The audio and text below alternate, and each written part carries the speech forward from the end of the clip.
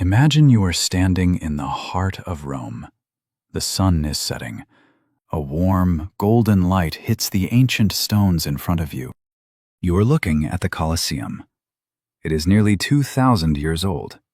It stands tall, even after so many centuries. My friends, have you ever stopped to wonder, what if these walls could talk? What stories would they tell? Today, we are going to explore this giant monument.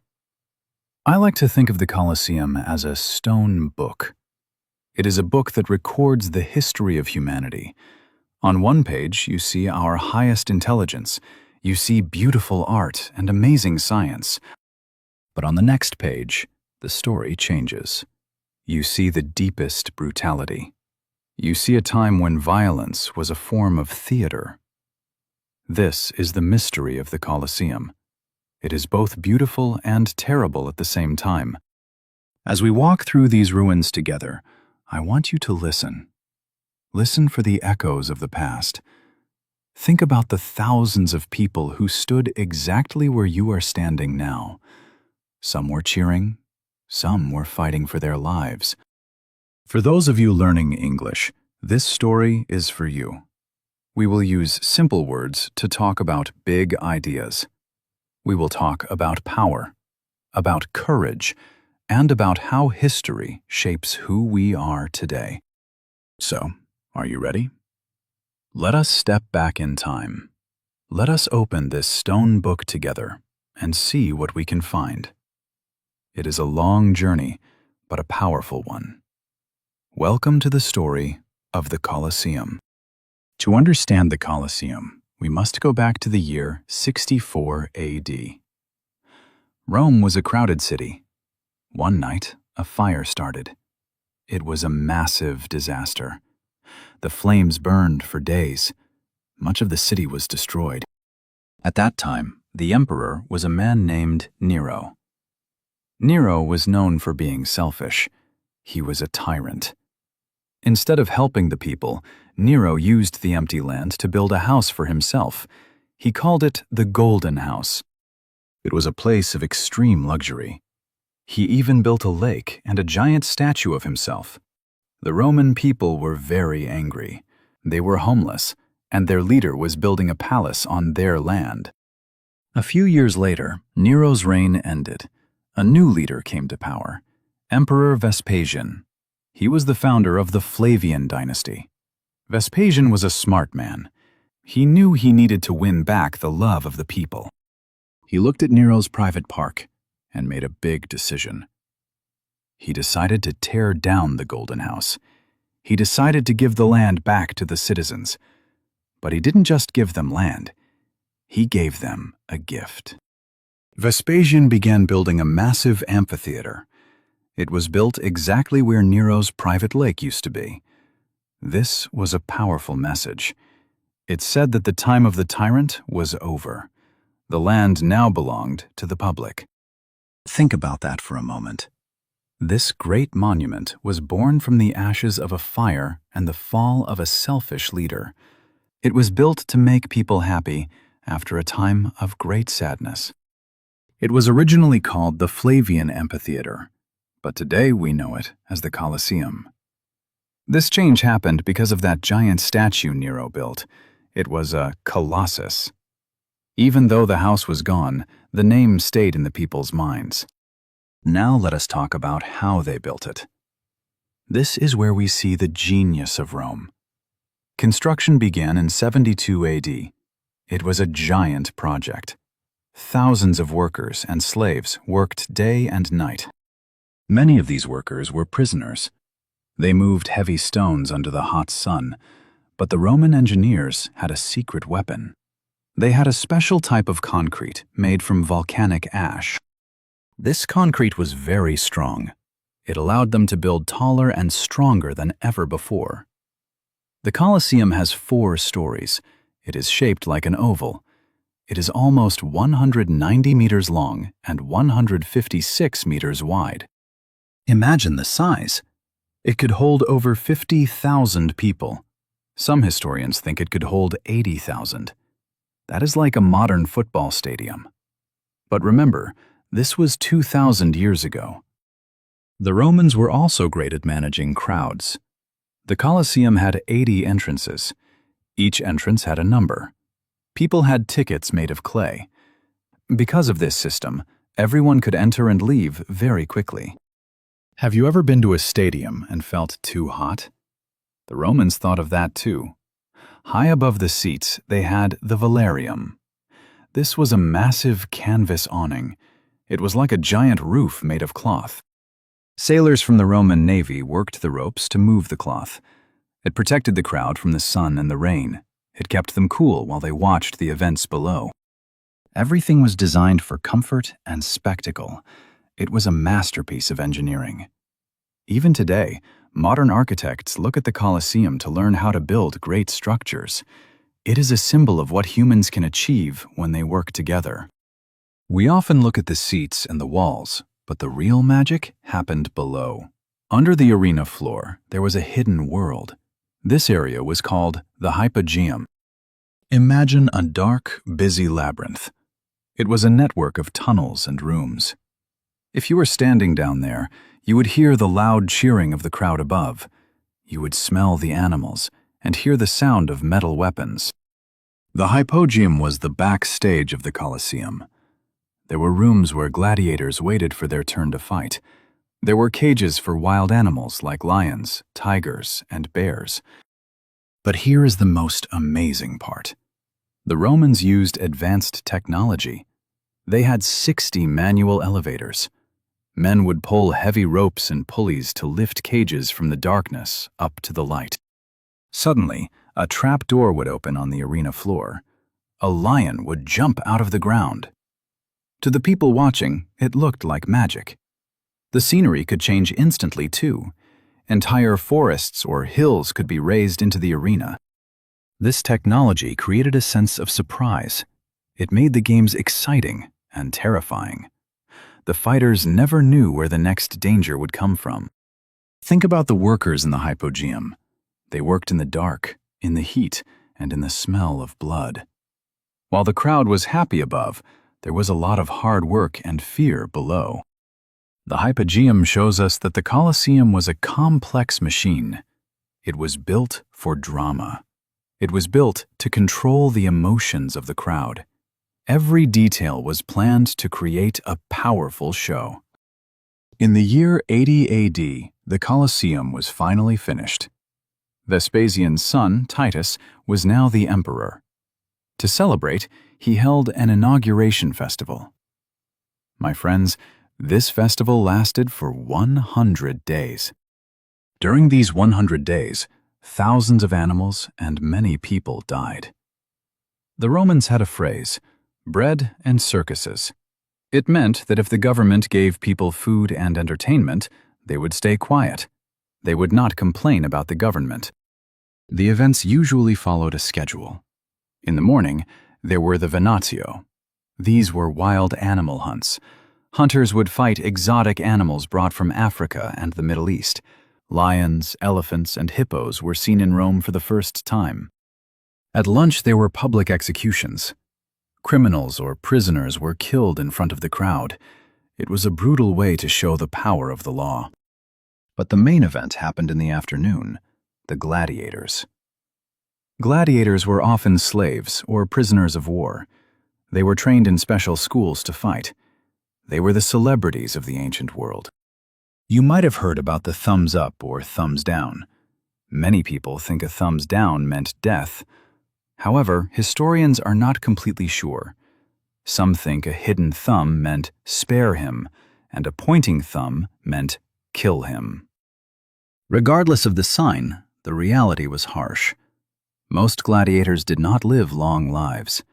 They fought for the amusement of a screaming crowd. They fought for a chance at freedom. It is difficult for us to understand today. How could people watch this for fun? But for the Romans, it was a way to celebrate strength and bravery. It was a central part of their culture.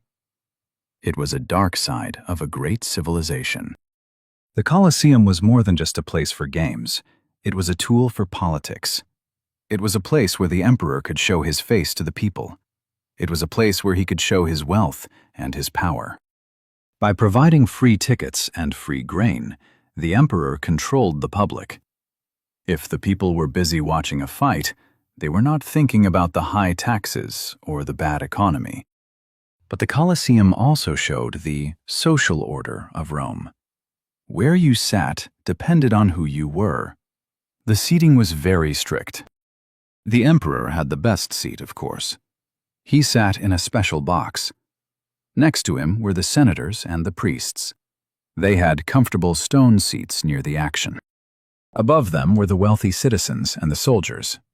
Then came the ordinary men, the plebeians. They sat further up where the view was not as good.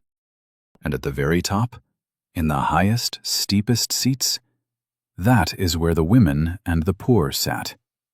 They were the furthest away from the emperor. This arrangement was a map of Roman society. Everyone knew their place. Everyone knew who was important and who was not. Even in their fun, the Romans practiced inequality. When you look at the ruins today, you can still see the different levels. You can see how the building was a mirror of the city. It reminds us that architecture is never just about beauty. It is always about the people who use it and the rules they follow. As the centuries passed, the world began to change. A new religion, Christianity, started to spread throughout the Roman Empire. The early Christians did not like the violence of the games. They believed in peace and mercy. There is a famous story about a monk named Telemachus. In the year 404 AD, he traveled to Rome. He went to the Colosseum and saw a gladiator fight. He was so upset that he ran onto the arena floor. He tried to separate the fighters. He shouted for the crowd to stop the violence. But the crowd was angry. They wanted their show. They threw stones at Telemachus and killed him. When Emperor Honorius heard about this, he was moved. He decided that Telemachus was a martyr. Shortly after, he officially banned gladiatorial combat. The era of the gladiators was over. But there were other reasons for the decline. The Roman Empire was getting weaker. It was losing money.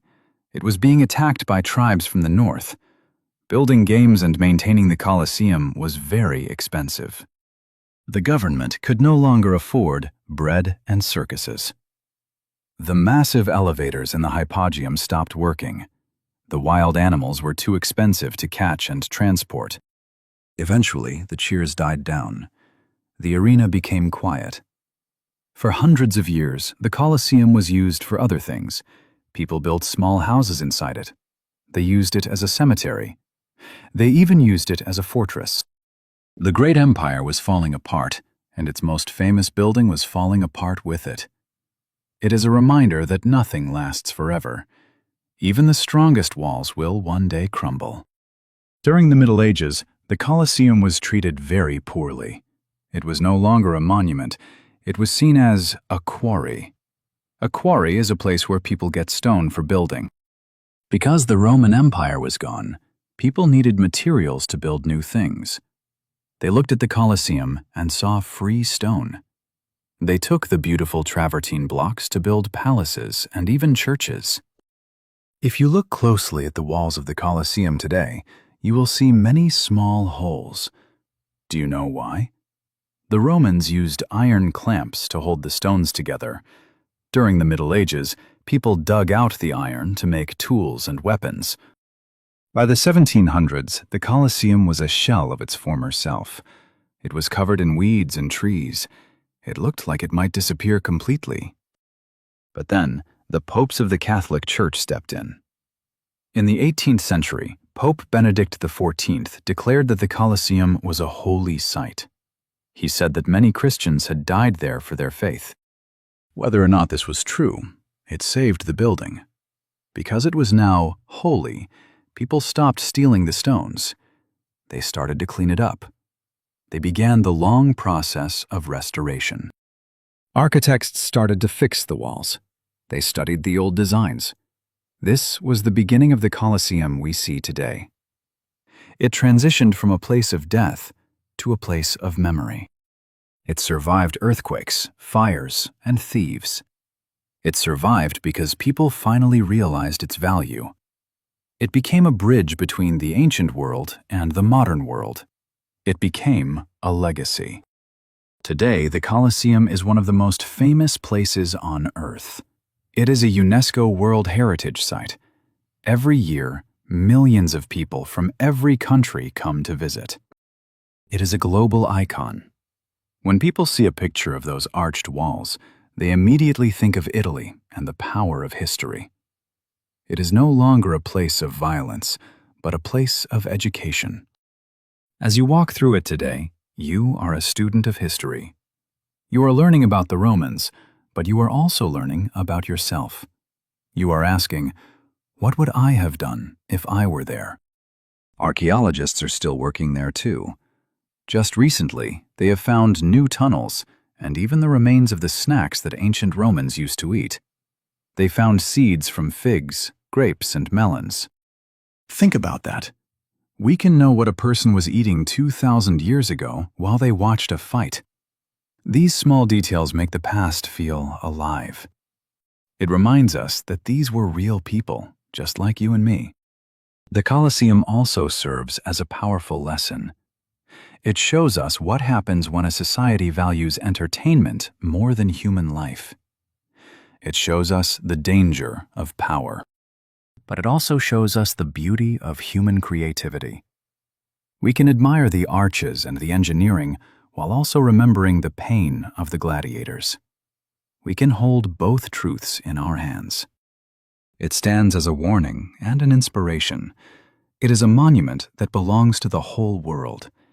It is our shared history, carved in stone.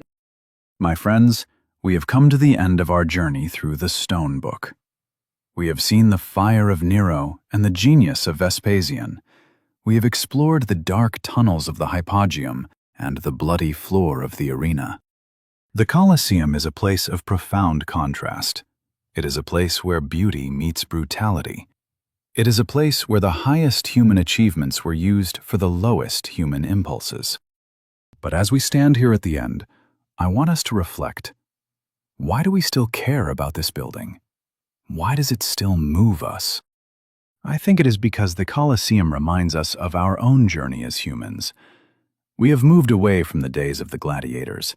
We have learned to value peace and human rights. We have learned that bread and circuses is not enough for a healthy society. History is our greatest teacher. By understanding the Colosseum, we understand where we came from. We see our mistakes, and we see our potential.